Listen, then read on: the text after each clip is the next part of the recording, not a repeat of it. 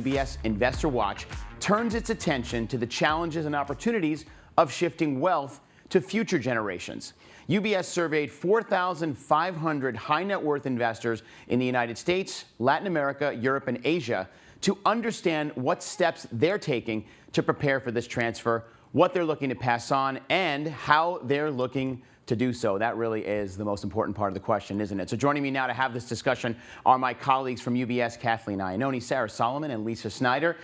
So nice to be with all of you today. Congratulations on all the research that was in this report. Kathleen, I want to start with you because, as I alluded to in the introduction, this is the potentially greatest wealth transfer in history. So I'd love to set the stage with you on where investors are in regards to the transfer, and when you're looking at investors both globally and in the U.S., how are they preparing for this, you might even call it a monumental shift? Yeah, thank you, Anthony. U.S. investors are more prepared than investors globally and more prepared than they were 8 years ago. But more than 1/4 of U.S. investors, 28%, still do not have the right wealth transfer plan in place. However, we know it's top of mind, and here's what we heard from investors specifically. I'm going to talk about the findings today. 8 in 10 investors say they want the inheritance process to go smoothly. And nearly as many are concerned about minimizing taxes and making sure that beneficiaries use their inheritance wisely. And many want to give while living. Terrific. Yeah, and there's some really interesting data that's come out of this, Kathleen. So Sarah, let me bring you in here because over 60% of both benefactors and heirs surveyed said that communicating more as a family would help them with the transferring of wealth. So, well, here's the question, right? Are families actually having these conversations? I remember as a kid, we didn't talk about money in the house. No one knew how much money my father made or how much he might even be passing down to his kids or grandkids. So are they having them, and how can they begin to have them if they're actually not? Unfortunately, investors really are not sharing important financial information or having inheritance conversations yet. 7 in 10 did not have in-depth discussions with parents about inheritance before they passed. And nearly half of benefactors admit that heirs don't know how much they have.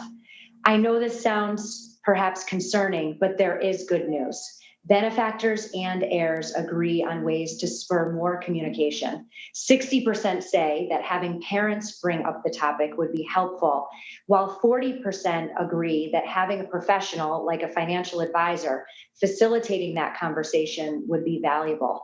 One thing that can be done is ongoing family meetings to talk about a range of topics, not just money. A starting point for family meetings is talking about values, because we also found that there were miscommunications on what values parents hoped to instill in their heirs and what values heirs felt like they were receiving from parents. While nearly all benefactors, 87%, try to empower their children to follow their own path, this message isn't being received by adult children. More than 1/3 of heirs feel that parents would prefer that they follow in their footsteps. So having ongoing conversations about the values, the legacy that families wish to pass on, can be an easy way of addressing the topics of money.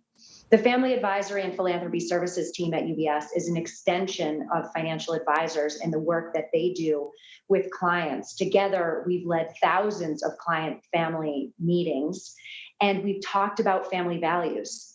In nearly every single family conversation about values, it's the parents who feel a tremendous sense of relief when they realize that all of their hopes and dreams and who their kids become, as defined by their values, make them proud. I remember facilitating a family meeting a few years ago where pre-meeting, I heard from the parents that they were worried about one of their sons because he was confused and rudderless.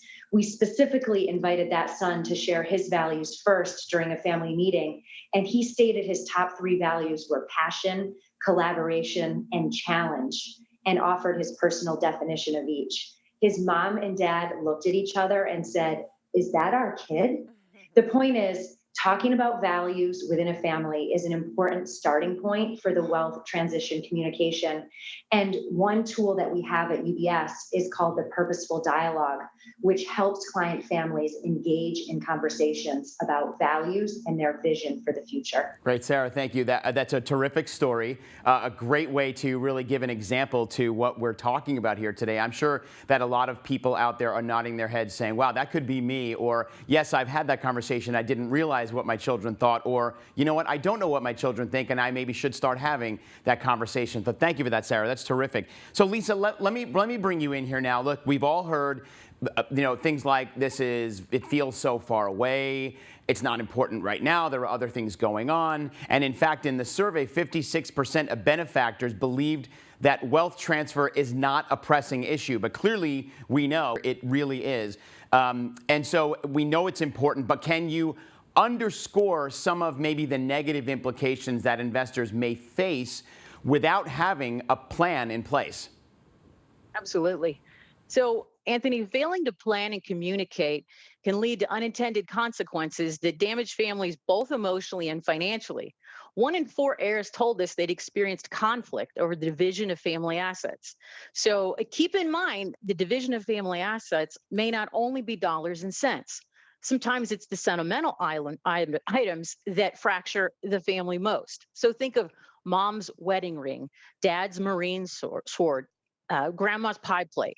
The financial pain comes when families end up paying excess taxes, legal fees, and court costs that could have been mitigated and sometimes even avoided.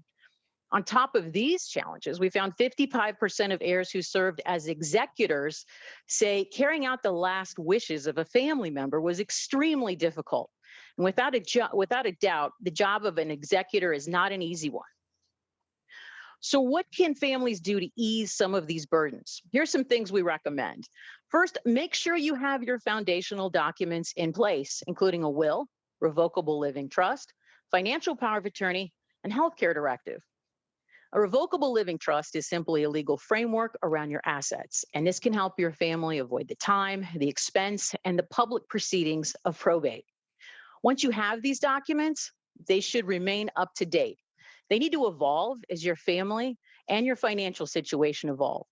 When was the time you last reviewed them? If you can't remember, it's been too long. Second, we recommend you engage in comprehensive planning with your UBS advisor.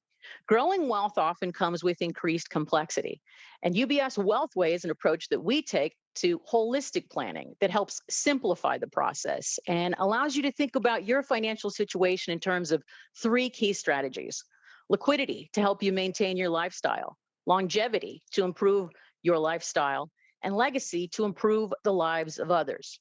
So each of these strategies is designed to work in tandem throughout your lifetime. And this structure can give you confidence and give you the ability to help the people and causes you love, knowing that you're addressing your own personal goals.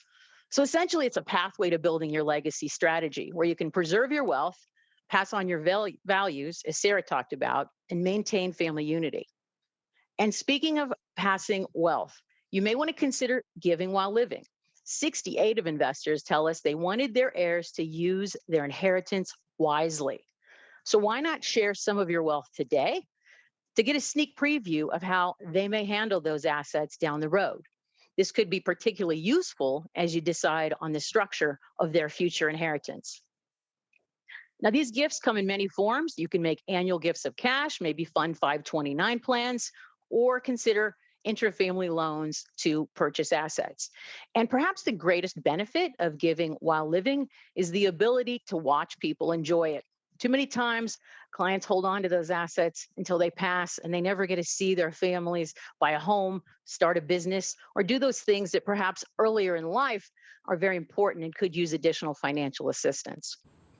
Finally, put things in place to set up your executor for success. 8 in 10 investors say they want the inheritance process to go smoothly.